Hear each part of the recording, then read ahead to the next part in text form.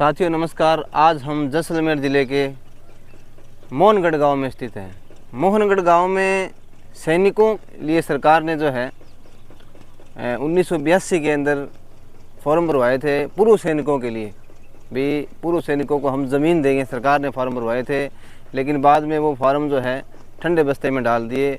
उनके कल्याण के लिए, पूर्व सैनिकों के कल्याण के लिए किसी ने अच्छा काम अगर मोहनगढ़ में गाँव में किया है तो सार्जेंट लालाराम चौधरी जी ने किया है। तो आज हम सार्जेंट लालाराम चौधरी के उसी स्थान पर मौजूद हैं जहां पर इन्होंने सैनिकों के कल्याण के लिए बहुत सराहनीय कार्य किए हैं। सर नमस्कार। नमस्कार, जय हिंद। जय हिंद सर। सर अपना परिचय बताइए सर। मैं सबसे पहले गोगा मेडी न्यूज़ के जो दर्शक हैं उनको धन्यवाद देना चाहूँगा कि आज आप बड़े भाग्यवान हैं। आप लोगों के ऊपर आज प्रभु की कृपा हुई है कि आज आप ये वीडियो देख रहे हैं। बिना प्रभु की कृपा के ये वीडियो देखना बहुत मुश्किल था, क्योंकि कल जब ये जा रहे थे तो शायद भगवान ने इनको बुलाया। ये बिल्कुल किसी हमारे से परिचित नहीं थे, ये तो यहाँ से जा रहे थे, सैनिक विश्रामगढ़ का बोर्ड लेकर के अंदर आए। अंदर हमारे भगवान श्री सीताराम जी है, तो उनकी कृपा से ये आए, इन्होंने परिचय दिया। और आप मानोगे नहीं, हमारे अंदर जब हम पूजा पाठ किया, आरती किया भगवान का, उसके बाद में ये आए थे। और हमने पूजा पाठ करके प्रसादी हाथों हाथ बांट देते हैं, रखते नहीं है। लेकिन कल भगवान जाने क्या हुआ, 2 आदमी की प्रसादी भगवान के मंदिर के आगे रख दी गई। शायद इनके लिए रखी थी भगवान ने, भगवान को तो पता है कि ये आ रहे हैं। तो वो प्रसादी हमको कभी याद नहीं, हमने रखी और वो प्रसादी 2 आदमी की रखी थी, वो प्रसादी इनको मिली। इसलिए हम मानते हैं कि प्रभु की कृपा से ही ये सारा काम हुआ। देखो भाइयों, अब हम आपको सैनिक विश्रामगृह ले चलते हैं, किस तरह से इसका ये सारा काम हुआ, कैसे हुआ। हम वहाँ चल के सैनिक विश्रामगृह के अंदर चल के सारी बात करते हैं। एक बात कहता हूँ, आप बड़े भाग्यवान हैं जो आज ये वीडियो आप देख रहे हैं। हमेशा भगवान की कृपा मानना। धन्यवाद। जय हिंद। 1982 के अंदर जो भूतपूर्व सैनिक थे, 1965-71 युद्धों में जो शहीद हुए थे, उनके परिवारों को जो है राज्य सरकार, राजस्थान की जो सरकार है, उसने लगभग 1500 परिवारों को जो है ज़मीन देने का निर्णय लिया था। अभी ज़मीन देंगे उनको। लेकिन जैसे जैसे 1982 के अंदर फॉर्म भरवाएगा, आपको पता तो है ही सरकार के जो काम है वो लेट लतीफ़ी से चलते हैं। लेकिन अगर सीनियर सिटीजन हैं तो वो अगर थोड़ी अच्छी खासी अगर पेंट रखते हैं, जानकर रखते हैं, तो वहाँ तक वो भी सरकार से लड़कर के इन्होंने जो है मुकाम हासिल किया, वो भी भूतपूर्व सैनिकों के लिए। 1982 के अंदर सरकार ने फॉर्म भरवाए थे। समय आया 2004 का, जब ज़मीन देने का समय आया तो सरकार ने क्या किया कि जो भूतपूर्व सैनिक गुजर चुके थे, यानी जिनकी मृत्यु हो चुकी थी, उनके जो अलॉटमेंट थे वो सरकार ने कैंसिल कर दिए। तो तभी लालाराम चौधरी जी सार्जेंट, उनके संज्ञान में ये मामला आया। ये सर यहाँ से गुजर रहे थे, तो क्योंकि सरकार ने इस क्षेत्र में जो है मोहनगढ़ की जो केनाल है उसके आसपास से भूतपूर्व सैनिकों को ज़मीन आवंटित की थी। तो वो लोग यहाँ पे, शहीद की विधवाएं भी, हाँ शहीद की विधवाएं भी साथ भी थी उनके, बबूल के पेड़ों के नीचे बैठी, बबूल के पेड़ थे यहाँ पे जो उनके नीचे बैठी थी। तो वो यहाँ पर अपनी ज़मीन देखने के लिए, यानी भी सरकार ने हमें ज़मीन दी, तो हम वहाँ पे कब्ज़ा लेने के लिए वो आए थे इधर। वो यहाँ पर आए तो यहाँ उनको कुछ नहीं मिला। वो इधर इधर धक्के खा रहे थे, कोई किधर ही बैठी थी, कोई रोड के पास बैठा था, कोई पुलिस स्टेशन के आगे खड़ा था, कोई कोर्ट कचहरी के आगे खड़ा था। तब लालाराम चौधरी से उनकी मुलाकात हुई। सर बताइए क्या कुछ किस प्रकार हुआ। अब मैं सारी कहानी बताता हूँ। यह एक उदाहरण ही समझो आप, ऐसा उदाहरण आपको कहीं नहीं मिलेगा, और ये भगवान की कृपा से हुआ है। मेरे प्यारे देशवासियों, आप लोगों ने शास्त्रों में पढ़ा होगा, या ये जो संत लोग जो हमारी कथाएं करते हैं उसके अंदर आपने सुना होगा कि अगर कोई आदमी 12 वर्ष तक निष्काम भाव से अगर किसी काम में लग जाता है और राम जी को याद करता रहता है, राम जी को साथ रखता है, तो जिस दिन पूरे 12 वर्ष होते हैं उस दिन उस काम का फल मिलना निश्चित है। ये हमने यहाँ देखा है। ये जो मुरबों 1500 मुरबे जो राजस्थान सरकार ने खारिज कर दिए थे, उसकी लड़ाई 2006 से मैंने शुरू की थी। आप मानोगे नहीं, हमने पहले तो मंत्रियों के, मुख्यमंत्रियों के, चाहे कांग्रेस हो चाहे बीजेपी हो, सबके पास गए, सब ने कह दिया ये फौजी ख़त्म हो गए हैं, इनके परिवार वालों को ये मुरबे नहीं मिलेंगे, ये हमने खारिज कर दिए हैं। लेकिन साहब, अगर प्रभु की इच्छा हो तो वो काम, उसको कौन रोक सकता है। ये प्रभु की इच्छा से हुआ। और मैं उस काम में लग गया। मैंने पूरे राजस्थान के हर जिले के सैनिक बोर्ड में और वहाँ के जो संगठन है उनसे मिल करके मैंने सारी बात बताई। किसी ने विश्वास भी नहीं किया। मदद की बात तो बहुत दूर की बात है, विश्वास भी नहीं किया और कहने लगे ये आदमी बदमाश है, ये चोर है, ठग है, ये है। किसी ने मेरी मदद नहीं की। लेकिन मैंने राम जी का नाम लेकर के ये काम शुरू कर दिया। और अगर कोई पूछता था कि लाला राम जी मुरबे तो खारिज है, क्या मिलेंगे, मैंने कहा सीताराम जी पे विश्वास रखो। 12 साल के अंदर ऐसा कोई दिन नहीं आया जिस दिन हमने इस क्षेत्र में काम न किया हो और राम जी को याद नहीं किया हो। और निस्वार्थ भाव से, हमारा कोई किसी भी प्रकार का कोई स्वार्थ नहीं था। और जिस दिन 12 साल हुए उसी दिन शाम के समय मेरे पास वकील का फ़ोन आया कि हाई कोर्ट से फैसला आ गया मुरबा देने का।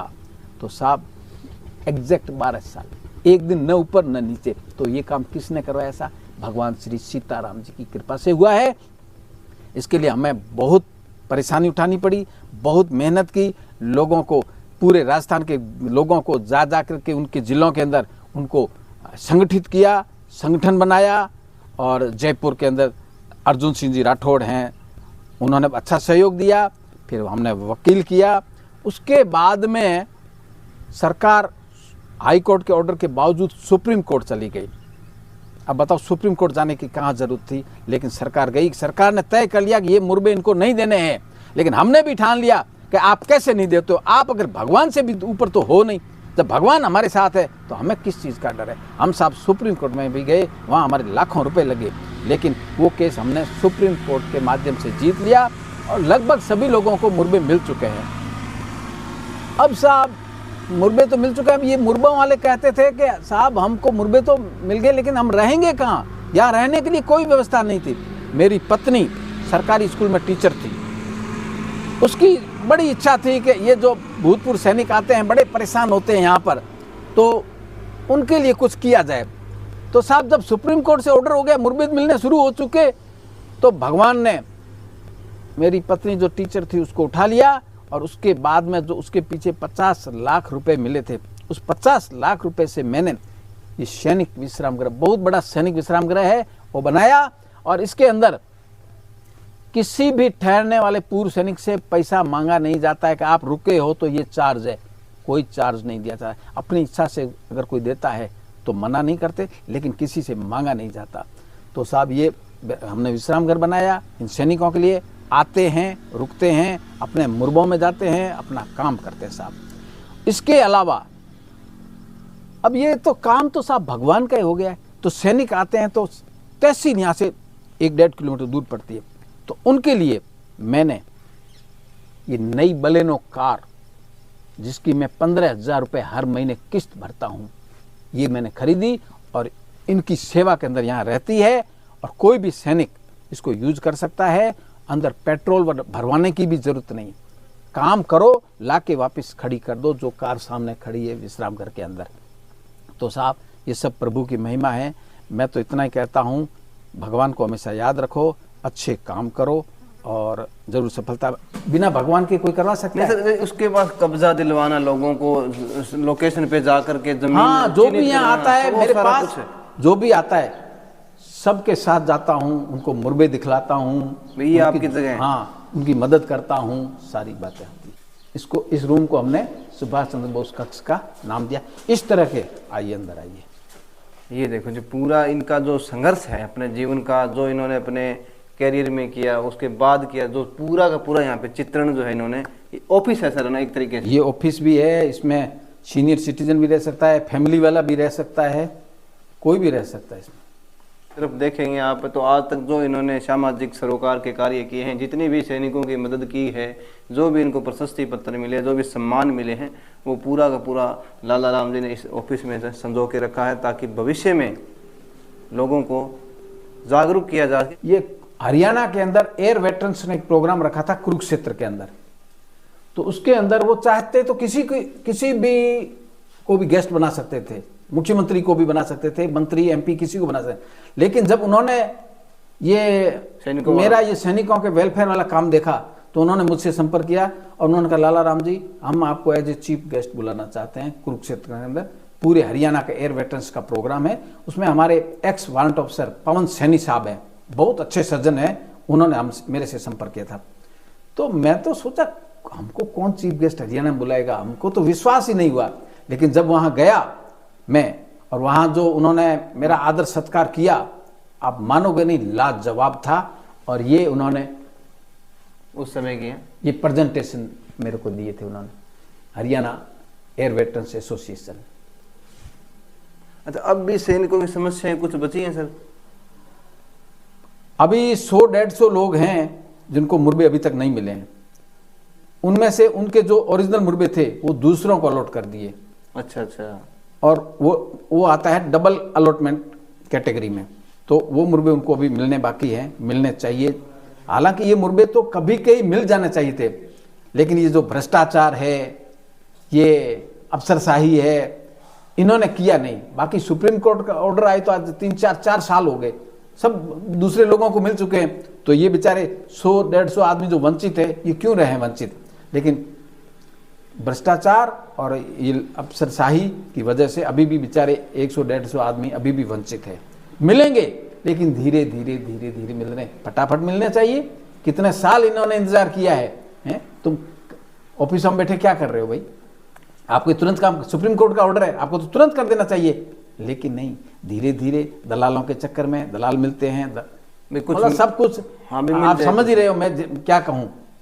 सर एक बात और है इसमें, आपको काफी वो लोग ऐसे भी होते हैं जो ताना मारते हैं, ये नहीं है कह सकता, ये क्या है? साहब जी, कहने वाले कहते हैं पागल है, फौजी पागल है जो 50 लाख रुपए लगा दिया, जिनको जानता भी नहीं है, जिनको जानता ही नहीं है, उनके लिए घर का सारा पैसा लगा दिया।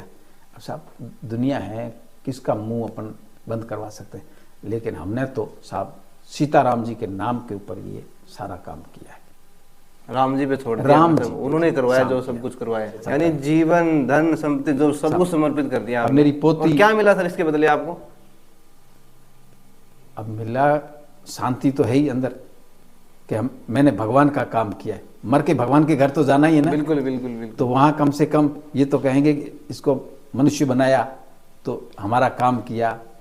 और जिन लोगों को मुर्बे मिले हैं उनकी आत्माएं तो दुआएं देती है ऐसा, और भगवान का काम समझ के किया तो भगवान कहेंगे, भगवान मजदूरी किसी की नहीं मारता। तो ये मेरे को भगवान मजदूरी किस रूप में देगा वो तो प्रभु ही जानता है। तो सर जो सैनिक आते हैं, सैनिकों की समस्या आज के समय में बहुत ज़्यादा है, क्योंकि सरकारों के अलग अलग नियम निकलते जाते हैं, उसमें कोई पेचीदा मामले कई बार फंस जाते हैं। तो अगर मान लो भारत के तमाम से अलग अलग क्षेत्रों में जो बैठे हैं सैनिक, या राजस्थान में कहीं बैठे हैं, तो आपसे संपर्क करना चाहें तो आप किसके माध्यम कैसे करें आपसे? अब हम तो जो यहाँ सैनिक जिनको मुर्बे मिले हुए हैं उनकी समस्या का मैं हल करवाता हूँ, मैं उनके साथ रहता हूँ। बाकी जगह तो मैं जा नहीं सकता गांव छोड़ करके। और इसमें भगवान का कैसे योगदान रहा, भगवान खुद, भगवान प्रभु श्री सीताराम जी खुद प्रकट हैं, वो मैं आपको बताता हूँ। ये गाड़ी जो आप देख रहे हैं ना, ये गाड़ी, ये देखो श्री सीताराम, ये जो कितना प्रेम है सीताराम जी से, ये देखो साहब, भूतपूर्व सैनिक जिनको मुरब्बे यहाँ पर अलॉटमेंट हुए, ये सीताराम जी के नाम पे है। और ये सुभाष चंद्र बोस,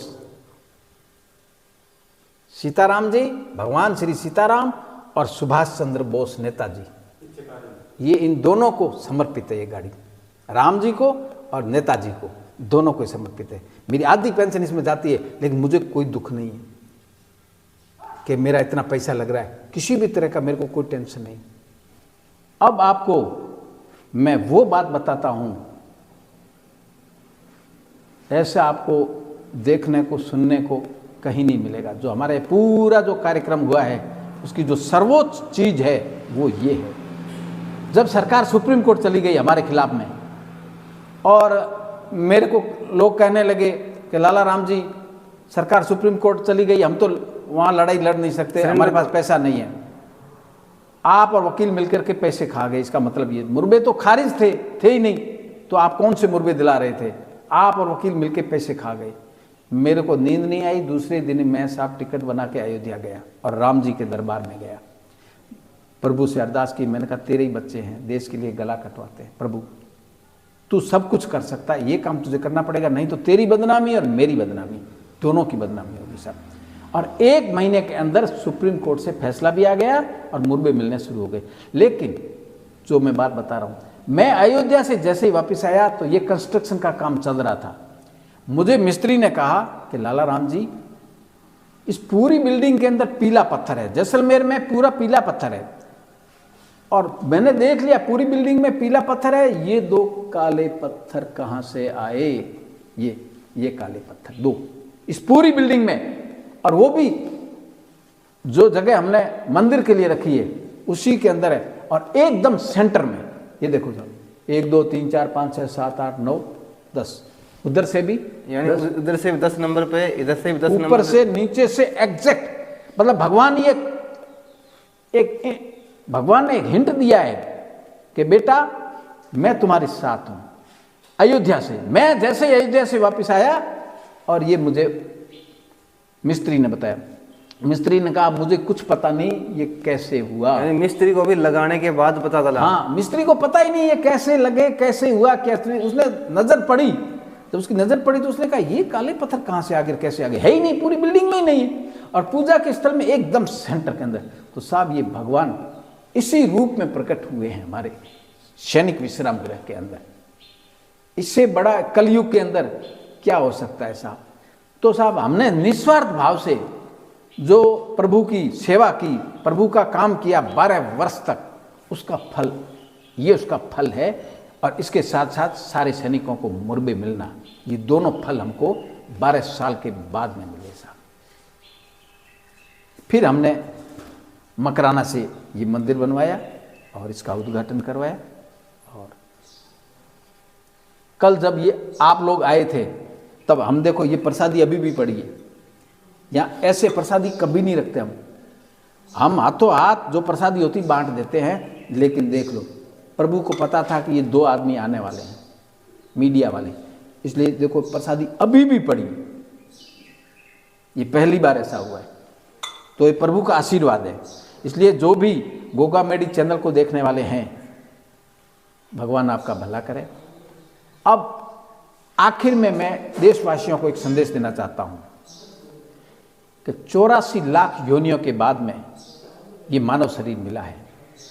अब हमें, मैं कहता हूं, जिनके मन में अभी भी कोई अभिलाषा है, इच्छा है, वो 5, 10, 15 दिन में अपनी पूरी कर लें। जो भी इच्छा है, जिस तरह की भी इच्छा है, वो पूरी कर लो। उसके बाद में आपके सारे काम भगवान को समर्पित होने चाहिए। एक तो ये, जो भी काम करो देश हित के काम करो और समाज हित के काम करो, इससे नीचे लेवल के काम मत करो, पहला। दूसरी बात, जीव का कल्याण तभी होगा जब हम भगवान का नाम जपेंगे। जो भी भगवान का नाम आपको प्रिय है, राम कृष्ण शिव, जो भी, उठते बैठते खाते पीते उसका नाम लेते रहो, उसका जप करते रहो। निश्चित रूप से ये जो हमारी आत्मा है इसका कल्याण होगा और प्रभु के चरणों में हमें जगह मिलेगी। यह मेरा सभी गोगा मेडी के दर्शकों से निवेदन है। आप जैसे बता रहे 12 वर्ष लगातार अगर अपन करते हैं सेवा तो उसका फल निश्चित रूप से मिलता है। ये मिला है साहब। ये देखो, ये 12 वर्ष की तपस्या के बाद में प्रभु इस रूप में प्रकट हुए हैं, प्लस सैनिकों को मुरबे मिले हैं। जो मुरबे सरकार ने, मुख्यमंत्रियों ने कह दिया नहीं मिलेंगे, प्रभु कृपा से मिले हैं। 12 साल तक हमने निस्वार्थ भाव से राम जी के नाम के ऊपर हमने सेवा की। कोई मन में लालच नहीं था, 1% भी लालच नहीं था, तब ये काम संभव हुआ साहब। कोई भी करके देख ले, 12 वर्ष बाद अगर वो कहे कि मेरे को भगवान के दर्शन करने हैं राम जी के, तो 12 वर्ष तक बिना किसी रुकावट के, एक दिन भी फेल नहीं होना चाहिए 12 साल में। और निष्कपट भाव से मन साफ रख के 12 साल आप राम जी के दर्शन करो, सुबह सुबह रोज आके। 12 साल जिस दिन पूरा होगा राम जी आपको दर्शन देंगे। ये हमारे संत कहते हैं, कथाओं में कहते हैं, शास्त्रों में लिखा है। ये गीता वगैरह, लाला गीता वगैरह रख के आप इनका भी अध्ययन करें। गीता है, रामायण है, भक्तमाल ग्रंथ है, ये ग्रंथ है। इनको जब भी समय मिलता है तो मैं पढ़ता हूँ, और भी कोई हमारे सैनिक भाई आते हैं वो भी इसको पढ़ते हैं। अच्छा, जो भी जिन सैनिकों को यहाँ पे मुरबे अलॉटमेंट हुए हैं, अगर वो अपनी समस्याएं बताना चाहे तो एक बार हमारे दर्शकों को आप अपने नंबर बता दीजिए। 979936 8749।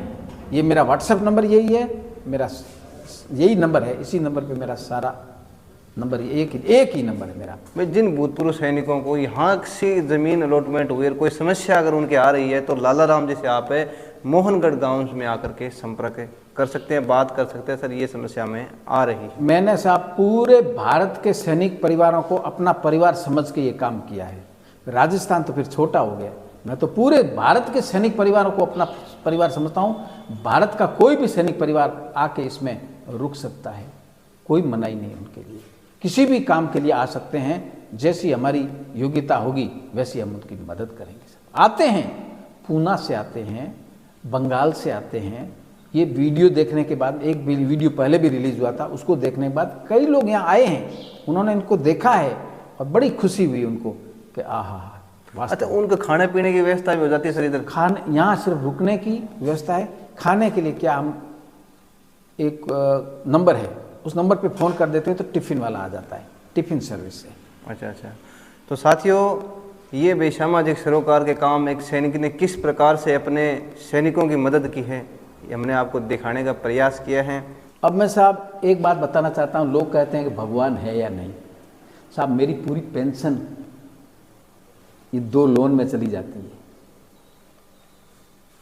खेती के लिए मेरे पास समय नहीं है, मैं 2006 के बाद मैं खेती की नहीं, फिर भी मेरा घर बार तो चल रहा है। और ये मेरी छोटी पोती है, बड़ी पोती, इसकी जो बड़ी बहन है वो कोटा में LN में कोचिंग करती है। ये मेरा पोता है, ये पढ़ता है कुचामन सिटी में। तो 5-6 लाख रुपए तो साल के इनके चाहिए। कैसे ये कहाँ से एडजस्टमेंट होता है सर? साहब राम जी जब हमने इनके ऊपर छोड़ दिया है तो वही व्यवस्था करवाता है। थोड़ा बहुत खेती में हो जाता है, थोड़ा बहुत और भी कोई इधर उधर से आप मतलब घर में कोई व्यवस्था हो जाती है तो करने वाला। वो सैनिक भी आपस में सहयोग कर देते हैं? नहीं, कोई सैनिकों का सहयोग नहीं, सैनिकों का 1 रुपया भी नहीं है। ये 50 लाख की बिल्डिंग बनी, इसमें किसी का 1 रुपया तक नहीं। कोई मन इच्छा से करना चाहे तो भी नहीं है? कौन करता है साहब? आज तक तो मुझे किसी ने कहा नहीं कि हम आपका सहयोग करें। अच्छा अच्छा, ऐसे आज तक तो किसी ने नहीं कहा लाला राम जी आपने इतना हमारे लिए किया है, हमको मुर्बे दिलवाए, आपने विश्राम घर, इसमें हम आपकी क्या मदद करें। आज तक तो किसी ने कहा नहीं, सब रुपए के बेटे हैं साहब। अच्छा, ये तो भगवान की कृपा होती है जिसके ऊपर। यही मुझे दलालों ने 3 करोड़ रुपए ऑफर किए थे और मेरे को 4, 5, 6 करोड़ तक भी दे सकते थे। एक ही शर्त थी, इन सैनिकों की मदद नहीं करना, लेकिन मैंने नहीं लिए साहब। तो बताओ, अगर लेता तो करोड़ों रुपए हो जाते, लेकिन फिर राम जी का काम काहेगा, फिर तो रुपयों का काम हो गया। इसलिए लोन है, लोन भर रहा हूँ, सब कुछ कर रहा हूँ, जैसे तैसे गाड़ी को चला रहा हूँ, सुख शांति पूर्वक चला रहा हूँ। इनकी पढ़ाई भी हो रही है, सब कुछ राम जी कर रहे हैं साहब, मैं क्या कर रहा हूँ, राम जी कर रहे हैं। मेरे 2 मुर्बे हैं, उन मुर्बों के अंदर मैं तो नहीं जा पाता हूँ, लेकिन थोड़ी बहुत जो भी फसल आ जाती है उससे मेरा घर बार चल रहा है। इसके पिताजी माँ की जगह अनुकंपा पे लगा, उनके 20,000 रुपये आते हैं, तो उसी से हमारी दाल रोटी प्लस इनका खर्चा चलता है। हम अब जो इच्छाएं हैं वो तो पूरी कर नहीं सकते, न इसकी कर सकते हैं, न इसकी माँ की, न इसकी बहन की, न इसके पापा की। वो इच्छाएं पूरी करें तो उसके लिए तो ज़्यादा पैसा चाहिए, वो हम कर नहीं सकते। और बाकी सारा भार हमने राम जी पे छोड़ दिया है, जैसा राम जी चाहे वैसा करें, ये बात है साहब। तो साथियों, देखा आपने किस प्रकार से एक भूतपूर्व सैनिक ने भूतपूर्व सैनिकों के लिए अपना पूरा जीवन, अपना पूरा धन संपत्ति, परिवार, सब कुछ भूतपूर्व सैनिकों के ऊपर न्यौछावर कर दिया। तो मिलते हैं साथियों किसी अन्य सूचना के साथ, तब तक के लिए आप सभी का धन्यवाद, शुक्रिया। और हाँ, नशे को त्यागें न की जिंदगी को। तो धन्यवाद साथियों, शुक्रिया।